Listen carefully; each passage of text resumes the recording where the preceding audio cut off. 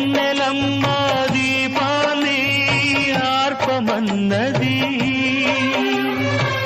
మల్లెలమ్మ పరదాలు మూయమన్నది,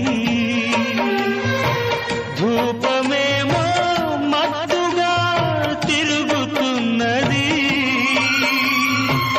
దీపమేమో విరగబడి నవ్వుతున్నది. నీరాక కొరకు తలుపు, నీ పిలుపు కొరకు పానుపు, పిలిచి పిలిచి వేచి వేచి ఎదురు చూస్తున్నవి.